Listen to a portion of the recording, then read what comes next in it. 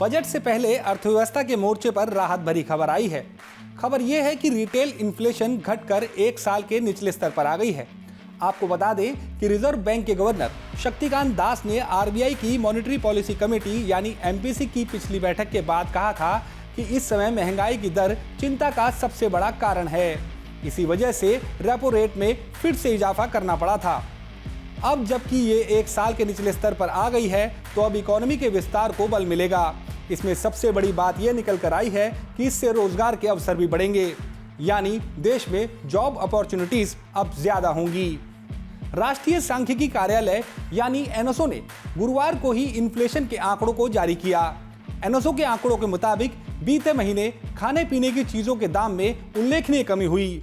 इससे दिसंबर 2022 में इन्फ्लेशन का रेट कम होकर 5.72% रह गया। इससे ठीक 1 साल पहले यानी दिसंबर 2021 में यह आंकड़ा 5.66% रहा था। बीते दिसंबर में जो महंगाई की दर रही वह रिजर्व बैंक के अपर टॉलरेंस लिमिट से कम है। आरबीआई ने इसके लिए अपर टॉलरेंस लिमिट 6% तय की है। इस साल अक्टूबर के बाद ये लगातार तीसरा महीना है जब महंगाई घटी है।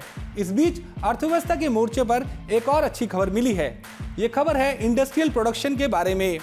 दिसंबर 2022 में देश का इंडस्ट्रियल प्रोडक्शन भी बढ़कर 5 महीने के शीर्ष स्तर पर पहुंच गया।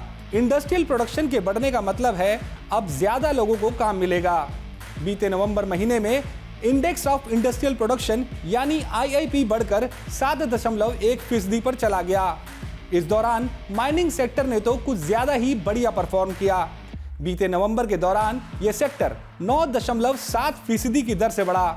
वहीं इलेक्ट्रिसिटी आउटपुट तो 12.7% की दर से बढ़ा। आम जनता के लिए महंगाई के आंकड़े सिर्फ डाटा नजर आते हैं, लेकिन आप किसी अर्थशास्त्री के नजरिए से देखें तो इसका इकोनॉमी पर दूरगामी असर पड़ता है। किसी भी अर्थव्यवस्था में महंगाई की दर को काबू में रखने के तमाम उपाय किए जाते हैं।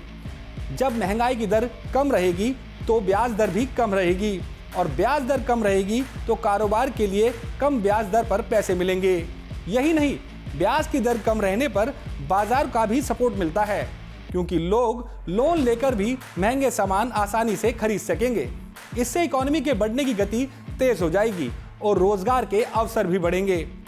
जिस दिन मॉनेटरी पॉलिसी कमेटी यानी एमपीसी की बैठक हुई थी, उसी दिन शक्तिकांत दास ने कहा था कि महंगाई अभी भी देश में चिंता का विषय बना हुआ है।